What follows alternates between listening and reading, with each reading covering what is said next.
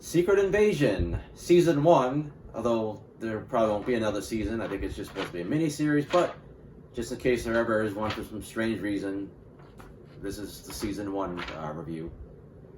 I end up giving this series a 2 out of 5. It's pretty much the definition of mid, or if you're a little slightly more old school, the definition of meh. This is going to be the spoiler review. I've already done a review on my blog, soundedbettermyhead.com. I don't think there's really any spoilers in there. I tried to keep it clean and also kept it pretty short. Not that there was that much to talk about, to be honest. This show is an adaptation of the Secret Invasion comic book miniseries, which also had a lot of tie-in books. It was a pretty solid miniseries from back in the day. We've seen a lot of classic storylines that have been adapted from comics to live action. There's obviously the stuff you got to change going from print to film. The stuff you got to change because you've established a different type of universe. So there's always going to be changes. Some of them worked out better. I think some of them not so good. But the important thing is to have the heart of that story there, like the soul, like whatever made that story special. It's got to be translated as well. So I loved Infinity Gauntlet, the comic book series. I thought Avengers Endgame and Infinity War captured the essence of that. Like I felt like they properly adapted it in their own way. I thought they did a similar job with the Civil War storyline, going from the comics to the film. Even a lot of people are hating on the Flash film. I thought it still captured the basic essence of the Flashpoint comic book series, which it was, based on. I don't think Secret Invasion, caught the essence of the comic book series. Like, yes, there's Skrulls. Yes, they've taken key positions. Yes, they're trying to invade Earth. And, they're supposed to keep you guessing on who's a Skrull and who's not. But they just changed. Number one, they changed too much. The comic book series, spoiler for the comic book series as well, it was about superheroes being replaced. And so 1 minute you're fighting alongside Black Bolt, and all of a sudden it turns out, no, he's actually a Skrull. And even worse, he had Black Bolt's powers. So that was, one big change. In the show, it's just a lot of politicians. I think they've all basically been created just for this show, so that loses some impact. There's just a constant worry in the comic book series, like, who can you trust? Like, at any minute, a character could turn out to be a Skrull. And on the show, there's really not that fear. And I think part of it is it focuses so much on Nick Fury. Nick Fury's a star here, where Secret Invasion was basically an ensemble story. So it just feels like it limits like the option of who's you can trust, who you can't trust. And with Fury being a spy, it's like he kind of doesn't trust anybody anyways. Like the biggest twist after the first episode was that Rhodey was a Skrull. But I think fans were calling it from like day one. It's the first time Rhodey popped up. It seemed like all the fans were like, yeah, he's a Skrull. I don't know if they had any legitimate evidence to back that up or it was just speculation. I didn't really look into their theories, but it was pretty quickly proven to be true. The actual invasion part of the story, there was an actual big invasion at the end of the comic book story. There was a big fight and all this stuff came out and there's some heroic sacrifices. Didn't really get that. There was this one big fight at the end. If you really want to see Secret Invasion done well, what worked for the comic book series, translated well, is actually Agents of S.H.I.E.L.D., Season 4,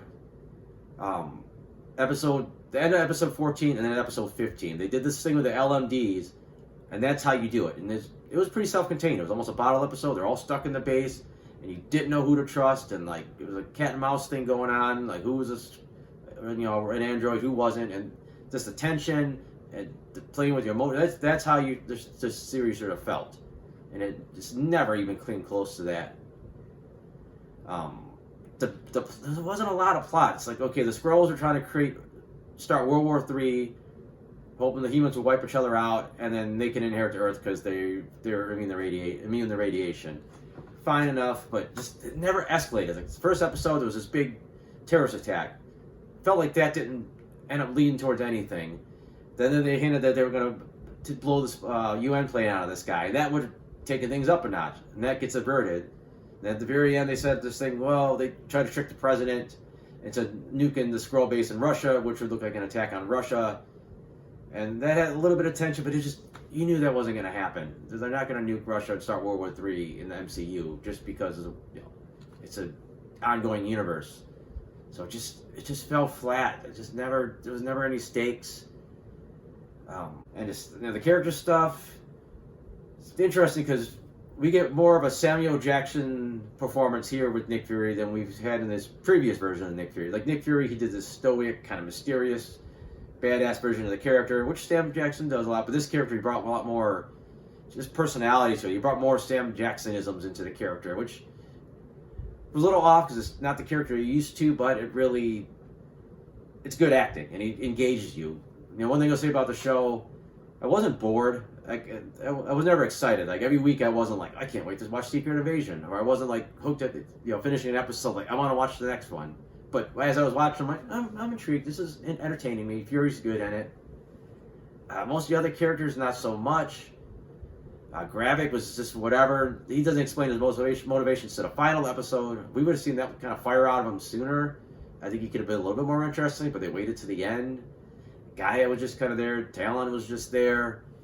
The best character was probably Rhodey, because basically it was an evil Rhodey, and it was a different version of the character. So like, it's kind of funny seeing him like almost like mustache twirling and all that. Like when he was on the screen, especially when you knew he was a Skrull, he was really interesting. And this other stuff didn't work. Like, okay, you killed Maria Hill in the first episode. That gets your attention. It's like, okay, stakes are high. And it really doesn't come up again. Like, you see her mom mad about it later on, but for the most part, it's nothing else but a way to kind of blackmail Fury down the road. Then they had this big thing where they killed Gaia. I'm like, okay, that's a little shocked they killed her, but I'm not ruling it out because they killed Maria Hill. And then immediately the next episode, it's like, no, she's still alive. And then the end of that episode, they killed Talos, so it's like, is he dead or not? Like, you don't give a shit that he's dead because you're assuming the next episode there's a good chance that there's going to be some kind of reveal and he's fine. And it turned out there wasn't, but at that point it was too late, and I just didn't care. And you introduce like the secret Skrull wife that Fury's always had, that just bringing her in out of the blue. The relationship is so weird and like kind of ill-defined. It's just like, okay, he married her, but he just kind of would just pop in once in a while when it was convenient to be with. I don't know, I never felt that connection between the two. The acting was fine between the two actors, but just never felt that connection between the characters. As far as the look of the show, just not much going on. It's kind of bleak. I know it's intentional, but it's just like, yeah, okay, nothing jumps out at me. Like, there's nothing like, oh, that's a cool locale. That's a great shot. There's not a lot of action. And sometimes the CG is pretty noticeable.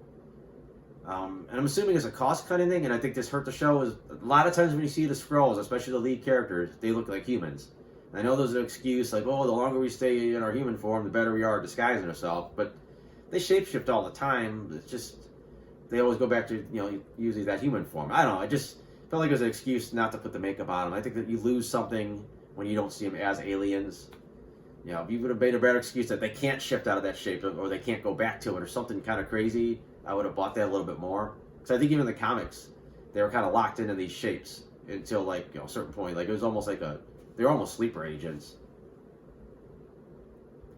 And then as far as finale goes, I don't know, just kind of weird that Fury decided to collect all the DNA from everyone that fought at that battle, and then they put it all in one vial for some reason. Like, I don't know, it seemed like he kept it separate, but whatever. I mean, it was just, it almost turned into MacGuffin. The fight at the end was just so. Like, it was a little too hard to tell which characters they were emulating, and half the time they weren't emulating anything cool. It's just like, it looked like Gaia gave herself Drax's arm for like 1 second. Like, I don't know what that was supposed to do. Or, they did this character for like a couple seconds, and then they all became like Captain Marvel, and I don't know. It was a decent concept. There's some okay stuff in the execution, but overall, I don't think it worked. And now apparently Gaia's got to be the most powerful character in MCU at this point.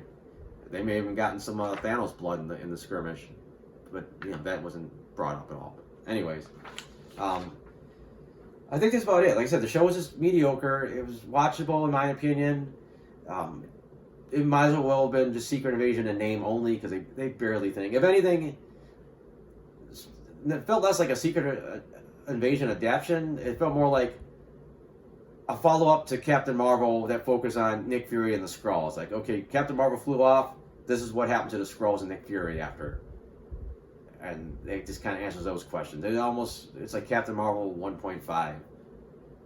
I also wanted to mention there's a lot of fuss about the title sequences, which were created in AI. I'm not going to go in and try to defend or attack what they did. The finished product I thought was weak.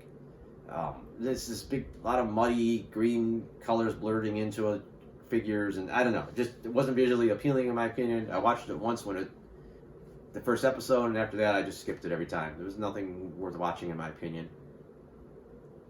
But like I said, I think that's about it. I did take some notes, so see if there's anything I forgot about that I wanted to mention. I actually kind of assumed pretty quick that it wasn't really Everett K. Ross at the beginning, although I thought there was also a chance the other guy was a Skrull. I figured one of them had to be a Skrull. It's a decent reveal. I know a lot of fans are speculating super hard, like, oh, every appearance of him has been a Skrull, but they never tell you when he got grabbed. I kind of got the opinion this plan of the Skrulls started really after, the snap or the blip, and that's when people got replaced, like Rhodey. I guess they never say when, but that would be my best guess. We've also seen like a more affectionate side of Fury. He's always been like kind of standoffish, but he's like, put his head up against Talos's, like, oh yeah, we're good friends. Like, it's a little weird seeing this side of Fury that after all these years. It was cool to see some of the flashbacks, and I thought the CG looked fine. The de-aging. I like that the MCU is so established at this point. Like, they could show you 97, they could show you a year, and you learn new stuff, but you also kind of know, like, okay, yeah, well, this character was doing this at the time. Like, the timeline's been pretty consistent, so it's like, okay, they could plug stuff in on like so many different years, and it all seems to fit pretty seamlessly.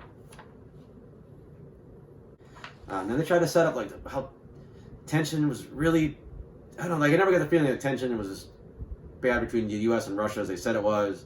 And then like some lone wolf guys set off bombs, and it's almost enough to go to World War III, whatever. I know that was implying that there was people in key positions in the government kind of egging things on, but I just never quite felt it. And then they kind of dropped it, which made it even worse. Like they just dropped that whole concept that, oh, we're almost at war, and then it's like, nah, never mind. Kind of a waste of the Super Skrull concept.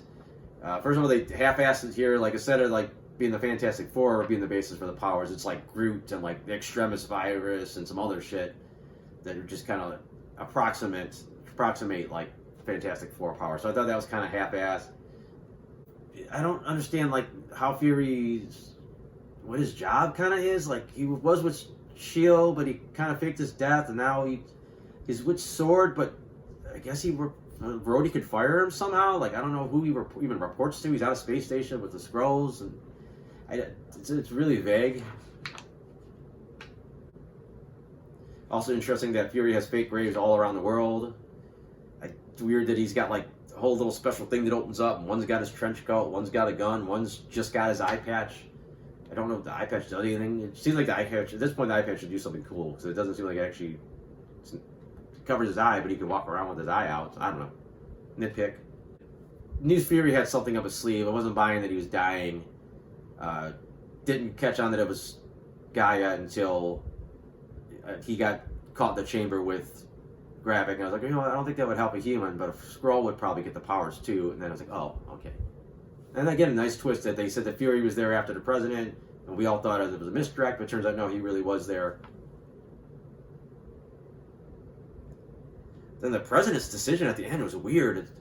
It's like, he's like, all right, we're declaring war on the Skrulls, and we see we're going to kill you. Like, that's kind of out there. It's like, yeah, there were some bad Skrulls out there, but not all of them. And then it's this weird thing where just Fury and his wife like, let's go into space and work on peace with the Kree for some reason. Like, I don't know what that was supposed to lead to. Like, did the Kree give them their own planet? I don't know. It was so kind of like, whatever, just it's over. But I don't know. I don't got a ton else to say. Like I said, it wasn't. I didn't think it was terrible. I thought it looked like they were going to wrap things up nicely in the finale, and they really didn't.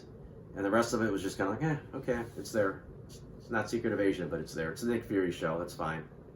But other than that, like I said, I got the non-spoiler version of this review up. I have other reviews. I got comic strips. Those are all on my blog, soundedbettermyhead.com. So thanks for watching.